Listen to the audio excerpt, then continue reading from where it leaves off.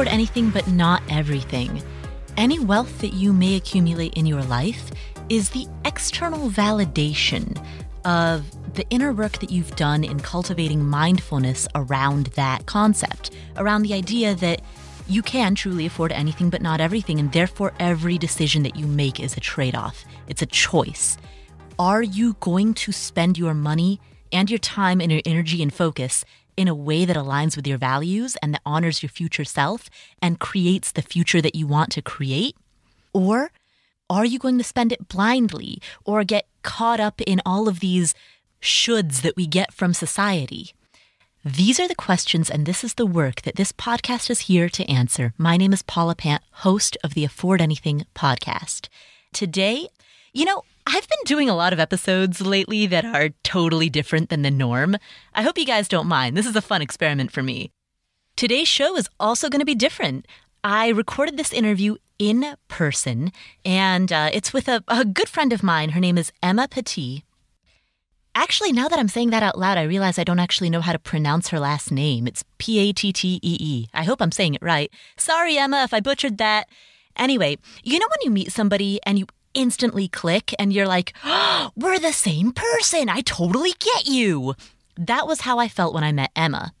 And I think I felt that for two reasons. Number one, biographically, we're very similar in that both of us are, and I'm just going to come right out and say this, we are both female entrepreneurs who became self-made millionaires at a very young age. Emma is 26 years old and is a millionaire, is a self-made millionaire. She did not come from family money, as she's about to describe in the upcoming episode. And I myself did the same thing. Technically, I was 31 when I hit that status, so I didn't actually get it in my 20s, so Emma got me beat there. But we've done that. Frankly, that's a little bit isolating. There are not many people who I meet who have done the same thing that I have. And so when I met someone my same age, similar type of background, who was also, like me, artistic and creative, someone who was never obsessed with money, but who realized that money was a tool that could allow her to create freedom, the freedom to allow her to pursue her more artistic and creative interests. Yeah, I don't meet those people very often, and Emma is one of those people, and that's why we get along so well. So biographically, we have that in common. But on top of that, and this is the major thing that I've learned as a result of talking to her, is both of us made a deliberate choice to commit to having a very strong internal locus of control. We both decided that we were going to take charge of our lives, and we were never going to let excuses, we were never going to let the external world stop us. And the daily practice that we both have of managing our money, building investments, growing businesses, that daily practice is a reflection of our coming into our own inner strength and really just expressing our knowledge that we are in charge of our own lives. So that's what we talk about on today's podcast. Just as a disclaimer, most of these episodes I try to keep family friendly because I know that some of you are listening in the car with children. Today's episode, Emma and I recorded this in person over breakfast, and we just let loose and we were completely ourselves. And frankly, being ourselves is a pretty profanity-laden thing. So this episode, we're not bleeping it. So if you're listening in the company of children or if you're uncomfortable with profanity, this episode is just a constant stream of F-word. So I'm throwing that out there. If that makes you uncomfortable, then this might not be the particular episode for you. I'm not going to do that with most of the episodes on this podcast, but I wanted to keep this one just absolutely real. The sound quality is not that great, again, because we recorded it over breakfast, but hopefully you'll hang with that. And also, we have a mystery guest who showed up towards the end of the interview, so you'll get to meet him at the end. All right, without any further delay, here we go. So hey, Emma. Hey, Paula. So you and I had this awesome conversation the other night, and I wanted to bring this into the podcast because it's awesome and I want to share it with the world. Totally. So how old are you, Emma? I am 26 and a half. At 26 and a half. Mm-hmm. Okay, you know you're so young when you are counting your age by half. Fuck off. You're like, wait, can I say that on your podcast? Totally, yeah. Okay. Totally fuck off. You're like, I'm this many. Yeah. And 3/4. No, I'm a big girl now. Yeah, exactly. And can I let the cat out of the bag about your status as begins with M and rhymes with... Oh. Binaire. Yeah. That was the best I could come up with. Did you have a better rhyme for that? I was thinking zillionaire. That is, makes more sense than binaire, which is not a word. Breath of fresh air. Yeah, you can totally there's a blog post somewhere that needs to be published somewhere. So yeah, let it out of the bag and it'll inspire me to write the damn blog post about it. And so actually acquaint the audience a little bit with your story, because you and I get along very well, I think in part because we have the same story of young female entrepreneur / investor who turned into a self-made millionaire. We didn't come from family money. We didn't come from, nobody handed anything to us. We were both entrepreneurs who went into the workforce and earned low to mid salary jobs and then decided to start investing and then really just made it happen. So introduce yourself to the audience because they know my story. Yeah, totally. I grew up without a lot of money and with parents that were very much pro art and pro spontaneity and not so much. Do you want me to hold that? Totally. My husband really wants me to stop saying fuck so much in recorded scenarios, and he specifically told me that just a few weeks ago, and I've already said fuck 17 times on different recordings. So it's 100% not going to happen ever. But so I grew up without a whole lot of money. I grew up in the woods in Oregon. Yeah, your parents were hippies. My parents were crazy hippies, and we lived in a tent, and then we lived in a cabin that my dad built. And I don't think it was so much that my parents were poor as that money just wasn't a priority. Art was a priority, adventure, travel, spontaneity. And I think as a kid, I remember thinking no, I want a lot of money. And not so much that I want to be rich, but that I, as a child, perceived that if you took out all the instability and drama of not enough money, what you were left with was actual art and spontaneity and travel. And as a really young child, I wanted to be a poet, and my parents really supported that. And I was homeschooled. I spent all of my time studying poetry, writing poetry, trying to sort of hone my craft as a really young child, and felt like I had the potential to be a great poet. And then as I got older, I kind of understood more what a life of art meant, which is sort of a life of poverty and just hoping to make it, and that a very small margin of people make it. And that you can be a phenomenal poet and really never make any money off it and be very, very poor. I think at that point I had a very specific moment where I made a choice that I wanted to have money and that I wanted to live a stable life. And I really threw myself into that. At the time I was young. I was right out of college. I was making $27,000, $28,000 a year. I was living in Boston. It's a very expensive city. And from there, I decided to move back home to Portland where I could buy a property. I bought one. I worked on it. I rented it out. Then I bought another. And then I started doing, cash out refinances to pull the money out and buy more. One day I woke up and logged into my personal capital. And Paula's story is so much better than mine because she actually watched it happen. Whereas I just fumbled along and one day was like, oh, I wonder what personal capital is. That sounds nifty. And logged in and realized that I was a millionaire, fully expecting that I had maybe, I don't know, $100,000. I had no concept of myself and my net worth. And then it just kind of, the numbers popped up on the screen and I was like, oh, look at that. So that's my story. I know I'm going to get emails from listeners who are like, I want you to walk through how did you buy that first property? And every email that I get from listeners or readers, people really want to know the mechanics of how. And I understand why, because people want the step-by-step formula. I can do that. Do you want me to do that? No, I don't, because that's really boring. Okay. It's boring and it's been done a million times. Well, okay, so for a few reasons. Number one, because it's been done a bajillion times. Number two, because the step-by-step formula that you followed is not necessarily the step-by-step formula that somebody else should follow. Because when a person's asking how, they're not necessarily really wanting to know how you did it. They want to know how they could do it. And doesn't it really just come down to like aggressive savings? Like if I had to tell anyone my story, I would be like, oh, extreme frugality. Like on a level you probably don't want to replicate. But maybe if you make more money, you don't have to. Like honestly, it comes down to extreme savings and then just making that leap to buy your first property. Yeah, and the first one is the hardest. Oh my God. I just remember I remember a solid month of lying awake every single night, like sweating, scared, felt like I couldn't breathe. Like I put every penny I had saved my entire life since I was 11 into that home. And I was so sure I was going to end up on the streets. You know, it was going to burn down. It was worth nothing. And I was going to end up on the streets. So, yeah.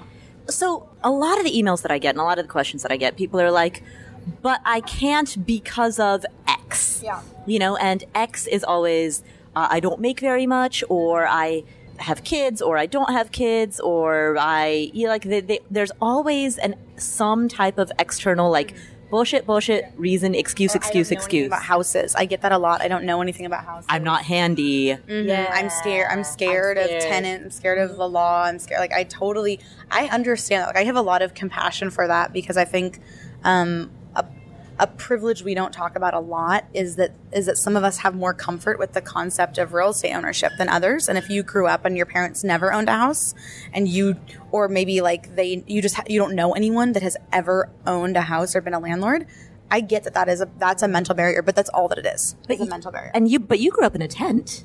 I did grow up in it, but we owned that damn tent. And then we rented it out to a squirrel. For sure. But I think my grandparents owned real estate. Like not like, like they were in the military. So they would like own a house, live in it, and then they'd move to the next base. Like no one in my family is certainly a mogul of real estate, but I knew people who owned real estate. My dad was obviously super handy. So I understood I watched a home being built. I sort of understood functionally, when something goes wrong in a home, it's possible to fix it. But do you credit your success to that external validation? Like, my dad knows how to use a screwdriver, therefore I became a self-made millionaire? I credit my success. More than even crediting, if I take a step back and look at the situation as an outside observer, the thing that made me successful is that I am able to perceive a problem as just that, a problem in need of a solution. And so I look at everything. I'm asking her to hold this so that I can take a bite of my my egg scramble. My bacon and egg scramble. Let Paula eat. I'm going to talk to you guys. Shh, don't tell her. As just an ability to see a problem and then find a solution. And I often don't have the solution, and I am usually, or I have the wrong solution, but I am very, very able to perceive a problem and then find the person that has the answer. And so, for example, when I financed my first house, we got approved for a loan from a bank, and it was we lived in Boston, me and my boyfriend at the time, and we lived in Boston. They said, well, sure, we'll give you a loan to buy this house, but it's going to be, because it's an out-of-state property, it's going to be a vacation home loan. And it was like, I don't know, it was a high interest rate. And I turned around to a family member and I said, if you will match this, I will give you higher than a residential. And, you don't have to, there's obviously a tax benefit, which I won't get into. And I was able to get a loan, not through a bank, by sort of using my bank loan as leverage to haggle a deal with a family member. And I have done that since, and I've done that with non-family members where I've sort of said, look, a bank is willing to give me this. If you want to match that, I'll give you all the money I would just give a bank. Do you want the bank to get the money, or do you want you to get it? And so I think it's more about perceiving a problem and knowing that you are the person who is capable of finding a solution and finding an answer. So when I hear that story, the first thing that comes to my mind is I don't have any family that would ever do that for me. Like, I'm an immigrant. My family lives in Kathmandu, Nepal. They earn in rupees. Like, I don't have family. I don't have much family that speaks English, And so when I hear a story like that, again, the first thing that pops into my mind are the excuses, the external locus of control excuses of I can't because I'm not in as good of a position as you. Totally. I mean, how do you? Yeah, and I think for like most people, that's actually true, or like they don't have family members that would help them out. And I think what I always come back to is like, I remember the mindset I was in then, and I had this bank approval, and I was going to buy that fucking house. And if I got that loan from a family member, awesome. And if I didn't, I was going to use that bank loan. Like, I was so focused that I was going to buy that damn house that all I needed was to find an answer to the problem I had, a solution. And I knew there were many solutions, and I was hunting for the best one. And I truly believe if a family member had said, no, I don't want to loan you that money. And honestly, it ended up kind of being a bad deal for me because interest rates really dropped and mine didn't. You know, I'm locked into a loan that doesn't really benefit me. And the tax benefits ended up being more costly than I realized. So it didn't.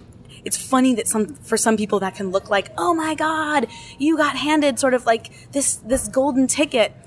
And when you look back on it, you just think, yeah, that was an okay decision that I made. So I guess what I would say is aggressively pursue the thing that you want. There is an answer. There is a solution. If you are trying to buy your first house and you have $5,000. And not even if you're trying to buy a house, if you're trying to do any fucking thing. Of course, right. You can relate this to anything. Truly to anything.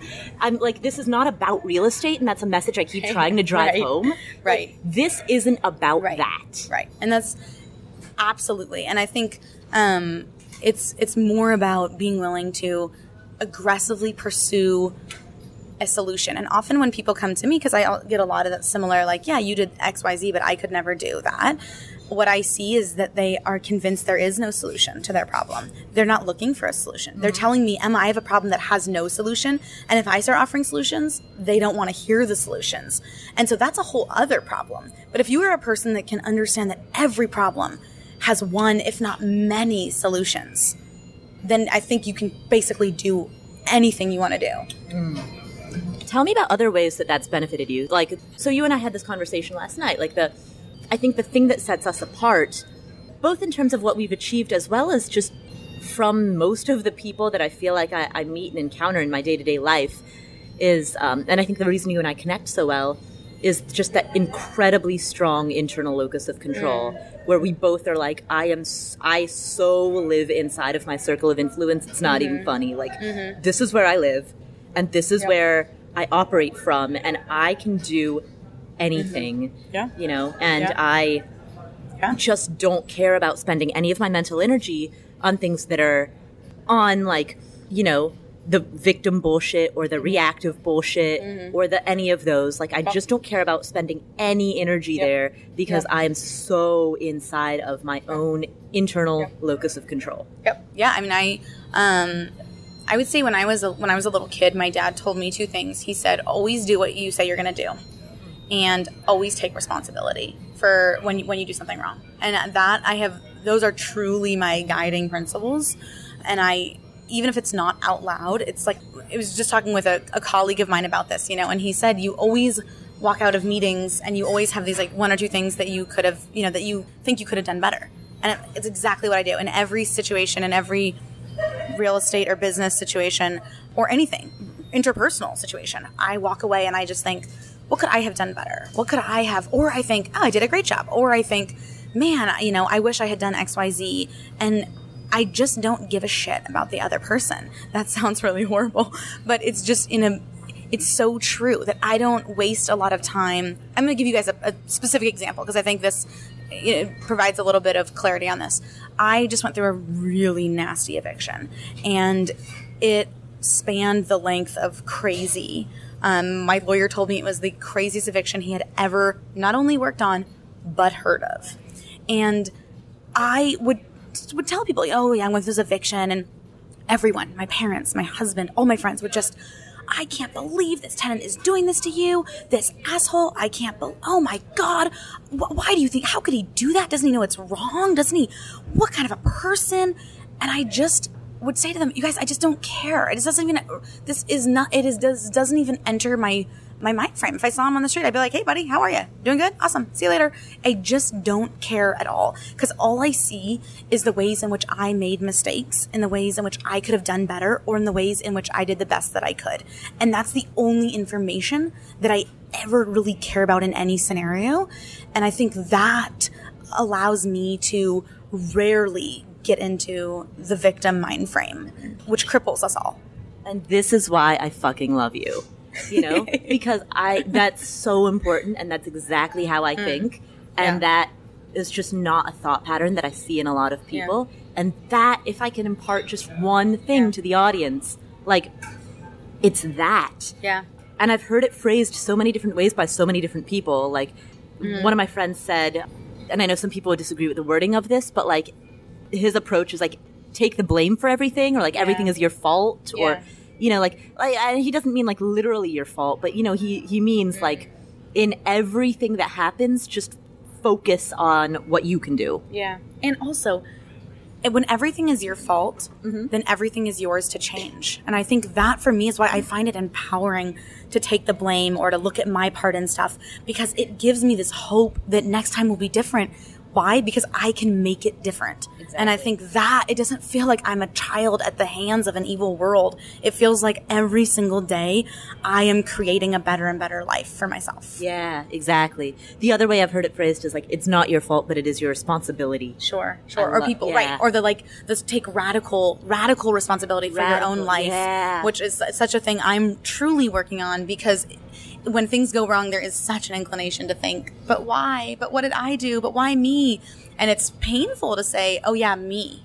Yeah. I did this. Yeah. And to really see, I could have had it different, and I made choices that made this happen, and I don't want to do that again. Yeah. I like that. Radical responsibility, or radical self-responsibility. Yeah. I really like that too. That's what I've been, I was just telling Paula that I hired a coach to help me with this, to help me with not being so busy, and with it being able to sort of live a more peaceful life. And that was where we actually circled back. And when she said that, I just started laughing, and I said, wait, I've been saying that for years about like work and real estate and making money. And she said, you know, exactly. And that's where you succeeded. Work and real estate and making money. What about, have you been saying that about your yoga practice? Have you been saying that about, you know, your friendships? I'm like, oh, ding, ding, ding, ding. So. Yeah, that's right. That's right. Because people get into these limiting beliefs where they're like, I'm just not, I'm not the type of person who puts on a lot of muscle. Yep. You know? I'm just not athletic. Yeah, I'm just not athletic. Yeah. I'm the type of person who, like, easily gains and holds weight. I have trouble making friends. Like, these types of these limiting beliefs. And that's actually... And then they identify with it. That's the thing. They make it true. Yeah, and they make it... And it becomes part of that ego identity. It becomes part of, like, I am not athletic. Like, you're literally identifying that way. Oh, that was me for most of my life. And it's actually interesting because Paula talks about how, like, the real estate stuff has helped me. But honestly, it just gave me so much confidence that every problem was there for the solving, that I have actually applied it. I've applied it to my marriage. I've applied it to my relationship with my family, to a lot of interpersonal relationships, to my career. And most recently, I realized that my fear of being athletic was such complete bullshit that I had a million excuses for why I couldn't be athletic. And I was like, fuck it, I'm going to run a half marathon. And that's what I'm doing. It's in 2 months. Like, I just realized this is so silly. Of course, people that aren't super athletic and skinny run half marathons. I see them running the half marathons. Like, I have friends who have run half marathons, and yet I think that I'm that special somebody, that special loser that could just never do it. That special loser. And so, you know, it truly, as soon as I realized how simple it is, and that there is, of course, a solution to this problem I'm facing, and that the solution is also looking at my mindset, then it came so easy. The whole thing fell into place. Hey, we'll be back to the show in a second, but first, I want to give a shout out to FreshBooks. They have signed on as one of our main sponsors in 2017, and they have an awesome product. It's meant for freelancers, solopreneurs, small business owners. If you have a side hustle, or if you're self-employed and you need to send out invoices to your clients, yeah, it's necessary. You've got to send invoices to get paid, but it's also annoying and it's time-consuming, and nobody really likes doing it. It's just one of those costs of doing the job. Enter FreshBooks. They automate the invoicing system. You type in some basic information and their system handles the rest. It automatically sends follow-ups to invoices that haven't gotten paid. It lets you know whether or not your client has even opened your invoice or not. Basically, they take the suckiness out of invoicing. Give them a try for free for 30 days at freshbooks.com/Paula. That's freshbooks.com/PAULA. Hey there, this is Paula, and I want to take a moment to give a shout out to one of my favorite sponsors, Audible. They're a service that provides audiobooks and other types of audio entertainment. And so if you are an Audible subscriber, as I am, you can every month download one or two or however many new audiobooks you want to download. And then you can listen to these when you're in the car, when you're at the gym, when you're at the grocery store, just whenever you're running errands. You can always have a book in your ear. I tend to listen to audiobooks when I'm at the gym. In fact, if I'm really into a book, I spend more time at the gym just because I just one more chapter. So being an Audible subscriber has been a ton of fun. I've been able to super up my book content, and I highly recommend it. If you want to give them a try for free for 30 days, head to audible.com/trynow. That's audible.com/trynow. That will give you a free 30-day trial, so you can check them out, see if you like them. And if you do, and I hope you do, stick around and use them as a service that'll help you listen to more books.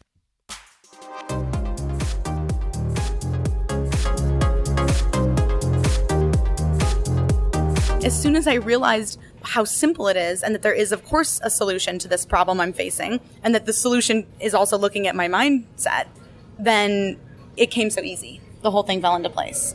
Wow. Comes back to mindset. Yeah, it totally does. I'm going to take us on a tangent, and you can just cut it out during the edit. Do it. What can we do? What can we say to stop this fucking excuse bullshit about people being like, I can't do it. It's not me. It's like I'm not. You were able to because of XYZ, and I'm not because of XYZ. Like, what can we possibly say? Because I feel like every financial and real estate guru ever is all saying the same thing, which is you can do it, you can do it, you can do it. And people are still saying, well, no, I can't do it. You know, I think like the internal locus of control. So I guess to define that for people who aren't familiar with that concept, like where does your control come from? What is the center of your control? And to have an internal one is you're stating that my center of control comes from within me. It comes from inside of me. And if you have an external one, then you're stating that my control comes from external factors. It comes from outside of me. When I learned that concept, it was revolutionary for me. It changed everything. And my first act, like I decided I was going to have an internal locus of control. And by definition, making that decision was my first act of having one. Yep. I think there's a famous quote by somebody or other who's like, my first act of free will was deciding that I had free will. Yeah, it's true. You know, that's really where it starts. So I don't know if to anybody who's listening who wants to believe it, like you have to decide that you're going to believe that you can do it. Yeah. And that's really what it comes down to. Like your mind will believe whatever you tell it. Yeah. And also your mind is going to be very, very good at trying to stop you. Mm-hmm. So your mind is going to say things like, you know, but I have kids, but I have obligations, but I come from a poor family, but it's going to bring up all these arguments and all these kind of culturally supported arguments about why you just aren't able. And that, I think, is when the moment that you come to see that that is just a tactic that your fearful mind has, that's a powerful moment. That it's not, and I can definitely get into this. I can sort of say, but I grew up without a whole lot of money, I grew up in a tent. I grew up in a tent. Raised by hippies in Oregon. I was raised by hippies. You know, I'm a female. Like the cards, I'm overweight. Like the cards are stacked against me. You're in your early 20s, right? I'm so young. I always think this. I walk into meetings with banks or real estate agents, and I think, I'm too young and chubby and female to be here. And they're not going to give me what they would give me if I was older or more attractive. And it's just like, okay, scared little mind, go back to the car. Like, that's what I have learned to say is like, okay, little mind, your time's up now. I'm going to go into this meeting and I'm going to make a deal. And that's how I deal with contractors. And I think when I first started, I would think, that contractor just gave me a bad deal because I'm a girl, or I would think like no one's taking me seriously. And then I realized that it was me, that I wasn't acting seriously, that it's my job to make it fucking serious. It's my property. It's my job to get a good deal. It's my job to wade through that bullshit and not even worry about that bullshit and just do the best I can do. And that was a game changer for me. Yeah. Did I just bring up gender when I wasn't supposed to? I say the things I was to say. No, it's true. I mean, it's totally true. Like, dealing with contractors as a woman, I had to embrace the idea, hey, look who just showed up. Hey. So, You're doing your podcast? yeah, hey, sit down and jump in. Yeah, take a seat. Are you connected to that? Nope, we're not connected to anything. We're this little pod thing. Yeah, this is going to be the most shit show of a podcast. This is going to really have an explicit label. Hey, introduce yourself. Who is Mr. Oh, wait, should the audience guess who the mystery guest is? Yeah. Okay, give us a clue. Who are you? Boy. Okay. You're a boy. Okay. I'm a boy. There we go. Yeah, that's right. I'm a native Portlander. That's a good one. Drive a Mini Cooper. But not today. Hey, it's a thing. It's a thing. Yeah, it's one of my things. One of your things. Yeah. Love comic books. I don't know.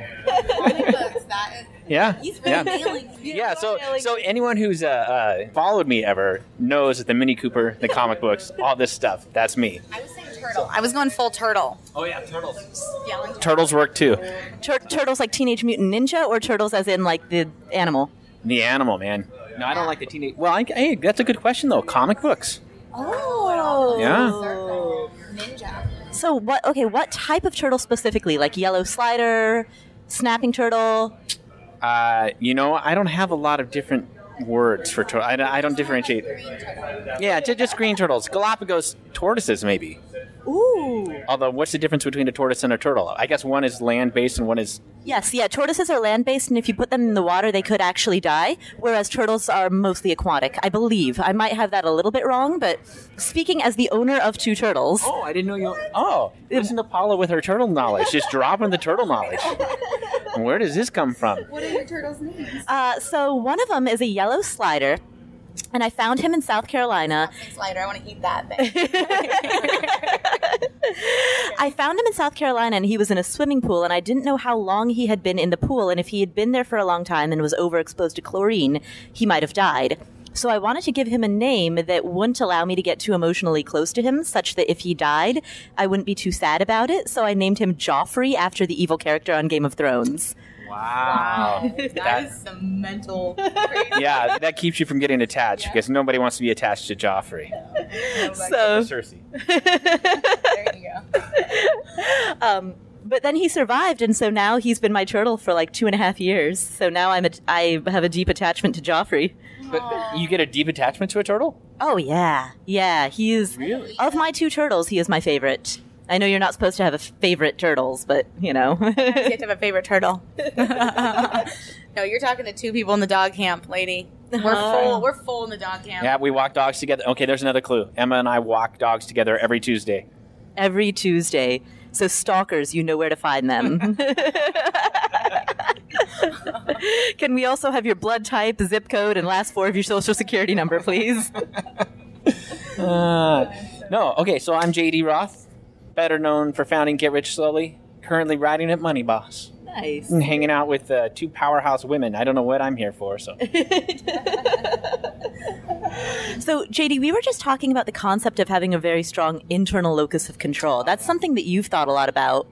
Absolutely. In fact, it's one of my main messages now. When I write at Money Boss or when I speak to crowds, I want people to understand that if you want to be happy and successful, you've got to, even if your situation isn't your fault, you've got to take responsibility for improving your situation. It doesn't matter how you got there. You've got to be the one that says, screw it, I'm going to make it better. It's not your fault, but it is your responsibility. We just covered that phrase. So when did you develop one? Was there, because you weren't, like, from what I understand, you didn't, like, come out of the womb kicking and screaming with, like, a revolutionary banner and a, you know. No, I was, for example, I went to college and just kind of let life happen to me. I just kind of accepted the defaults. I was bright enough. I'm not the smartest kid in the room, but I was bright enough, and I could get by just coasting, but I never, like, took control of my situation. I just kind of, whatever life gave me, I took it. And I used to think I was unlucky. I just thought I got a bunch of bad breaks after college and stuff, as far as like getting to debt and all that. And I wanted good things to happen to me and have a great life. And eventually I realized, oh, you know why I don't have a great life? It's because I'm not making my life great. I'm waiting for somebody else to do it for me. And that's just not how it works. If you want a better life, whatever that means to you, you got to be the one that says, okay, I'm going to make it better. How did you realize that, and how did you decide to make it better? Okay, so it wasn't like it was just a moment of clarity. It was a gradual realization, because I was unhappy. I was perpetually unhappy. And maybe some people would think this is depression, and it could be depression. But I noticed that the more I tried to take control of my situation and do things to make things better for myself, the happier I would get. You know, when we're young, we tend to accept the defaults. I mentioned that earlier. We just kind of think, oh, we're supposed to do this thing next. We don't think, oh, what is right for me? We say, oh, society expects me to get married. Society expects me to buy a house. Society expects me to have kids. Whatever it is. And I'm not saying there's anything wrong with any of those steps. Yeah. But too often we do that because we think we're expected to, or again, because it's the default. And so for me, I gradually came to understand that some of the stuff that I had done early on wasn't right for me. And so I had to change that. And some of it was painful. Some of it was very difficult to do. But now I have a much better life. So I don't have any regrets. Okay, cool. I think we're going to wrap this up because I want to party. It's like 10:30 in the morning. You can't talk. Yeah. So say goodbye, everybody. Any parting words to... Nope. Emma's like, I'm out. Live long and prosper. Okay. Final question. Favorite Teenage Mutant Ninja Turtle? Go. I'm not really familiar with it. I mean, I've seen the movie like back when I was in college, but... Okay. Favorite Game of Thrones character? Oh, Tyrion. Oh, yeah. Yeah. Favorite? Yeah, definitely the Ninja Turtle thing. I'm like, I grew up in a tent, as we've covered. Like, I have no idea what that even is. Favorite Game of Thrones character? Oh, the dude with the one hand. Oh, Jaime Lannister. Yeah, he's hot. He is hot. He's hot. Yeah, he is hot. Just for the record, I don't like Tyrion. I'm not basing it on hotness. Sure,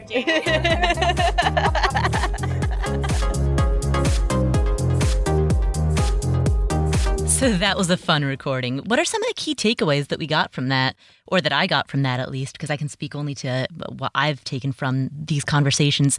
First of all, can I just tell you, the part of the interview where Emma started talking about, you know, she went to a bank, got approval for a bank loan, and then started going to other people, initially family members and then later non-family members as well, saying, hey, here are the terms that I got. If you can beat this, then let's work out a deal where you beat it and you get the money.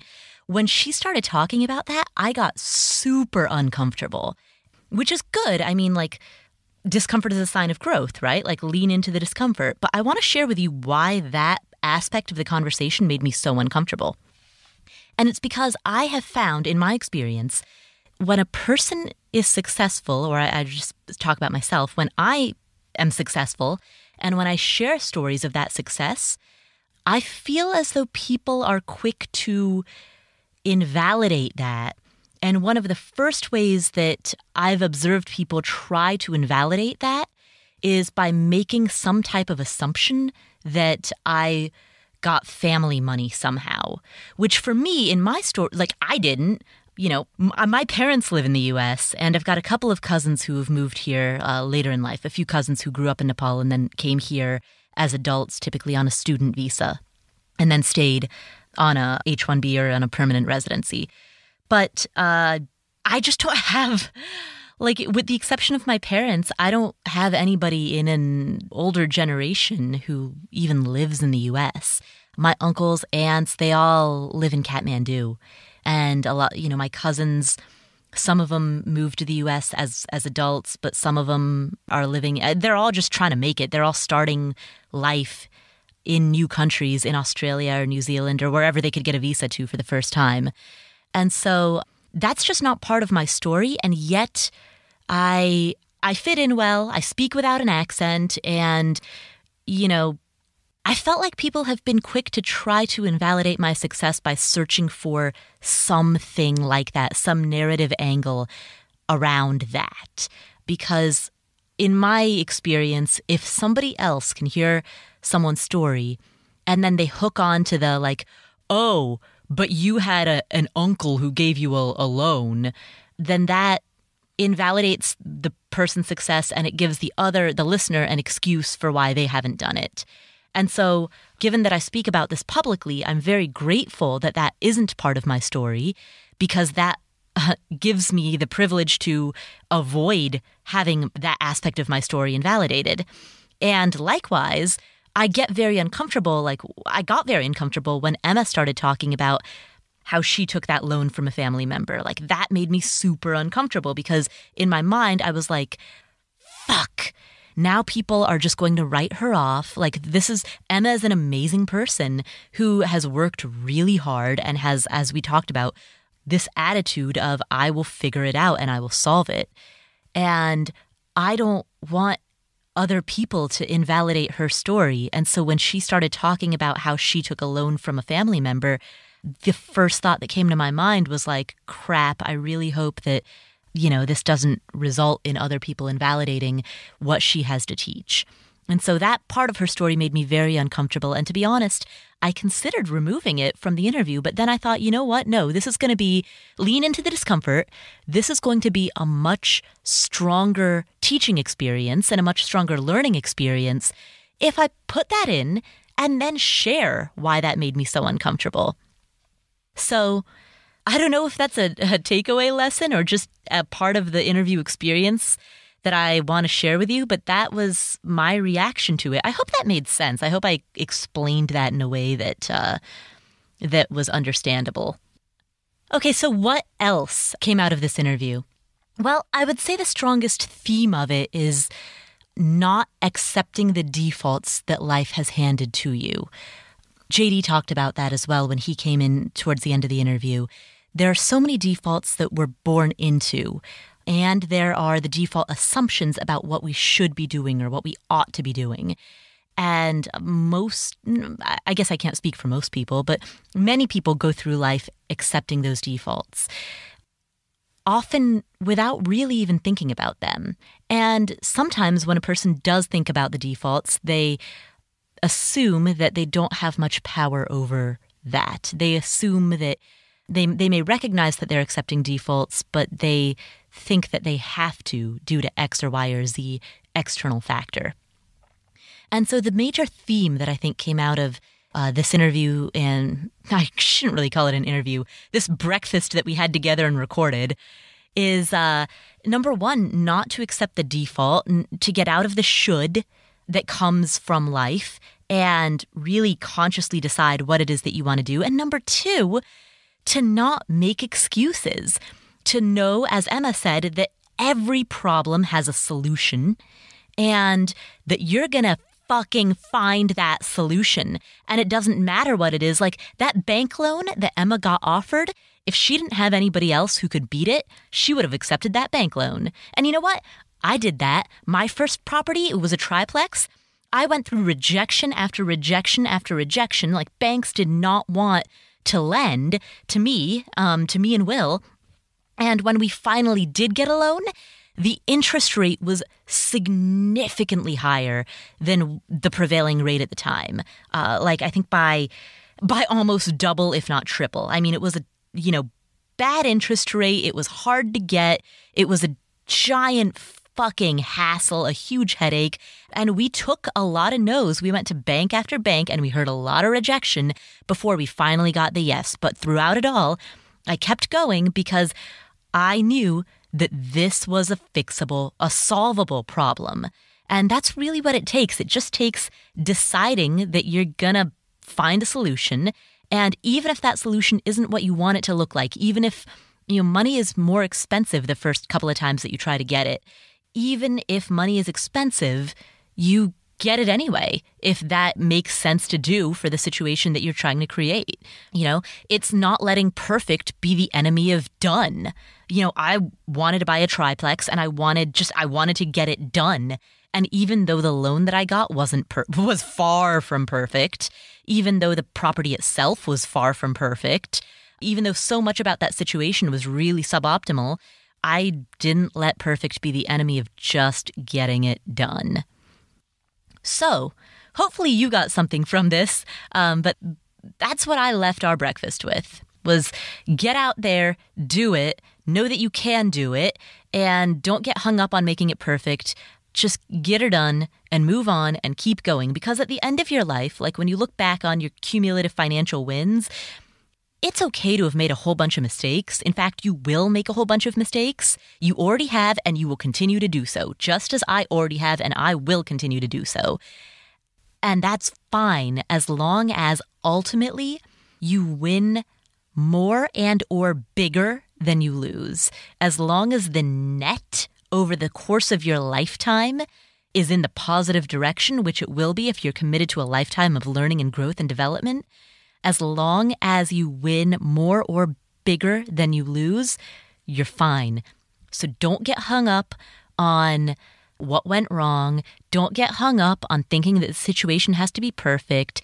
Just make today better than yesterday and keep doing that every day to the best of your ability. And if you trip up, just get back up and keep going. This is the Afford Anything podcast. My name is Paula Pant. I hope you enjoyed this. Please, if you did, head to iTunes and leave us a review. As far as what's coming up next, I know I promised y'all that AJ Jacobs, the author, was going to be on the show. We're having a little bit of scheduling conflict, so not sure exactly what's going on with that. So that's a lesson for me, not to promise a guest prior to when I actually record the interview. Hashtag oops. We also are going to have someone coming onto the show in some time to record an episode about game theory, about what happens when all of the chess pieces are on the table and when you have knowledge of the situation, to try to take those lessons and apply it to the world of money. So that's coming up at some point. But yeah, that's all down the road. We're coming up towards the next batch of Ask Paula episodes, so that is going to be kind of most imminently around the corner. If there is a particular guest that you'd like us to bring on, tweet me at Afford Anything and let me know. Thank you so much for listening. Please head to iTunes, leave us a review, hit subscribe while you're there. I appreciate you so much, and I'll catch you next week.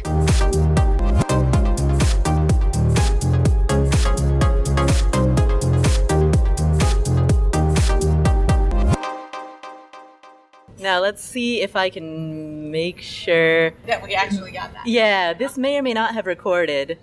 Okay, finish up, press the How are we doing over here?